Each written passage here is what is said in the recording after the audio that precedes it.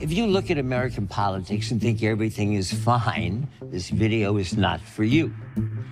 To the rest of us, things seem pretty broken.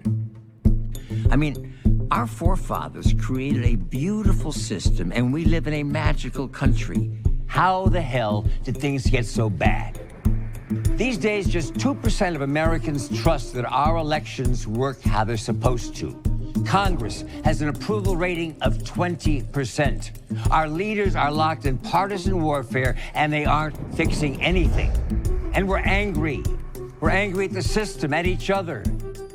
Our country is getting poorer, sicker, more divided, and our families are paying the price.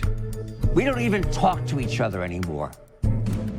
America's political system has been hijacked to ensure those with power keep it.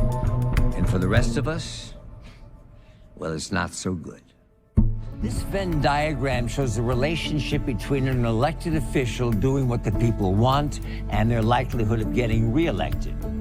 Ideally, they'd serve the people and have a high likelihood of reelection. But a recent Harvard Business School report by Professor Michael Porter and Catherine Gale showed that the relationship looks more like this. They found virtually no correlation between serving the will of the people and getting reelected. In other words, if our elected leaders do their jobs, they're more likely to lose their jobs. How is that possible? The report blames it on two privately held, gain-seeking organizations, America's two major political parties. In 2019, both major parties publicly threatened to blacklist candidates and contractors who veered from the party lines. They control the money, the debates, the primaries. They even draw their own voting districts. A full 61% of Americans want another option. But any third party or independent who runs is seen as a spoiler. So year after year, we choose between the lesser of two evils, Democrats, Republicans, Republicans, Democrats. In any other environment, a new competitor would swoop in to better serve their constituency. You hate your cable company? Here comes streaming. But the two parties have rigged the system to block competition. But it gets worse. In 86% of House races, we now know which party will win the general election before it even starts. That means all of the competition is in the primaries, where as few as 14% of voters participate. And primary voters tend to be more partisan than those who vote in the general election. So the most partisan candidates win the primary. They're virtually guaranteed to win the general, so you can guess what happens next. Over time, the parties move further and further apart.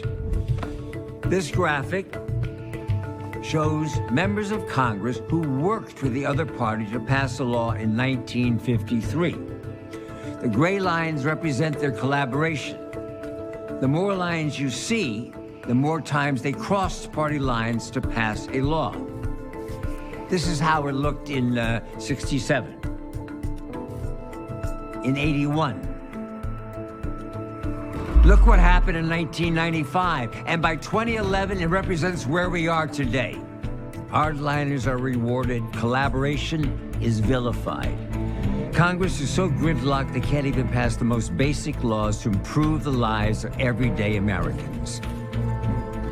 For the first time since the Great Depression, life expectancy in the U.S. is actually going down while it goes up in the rest of the world.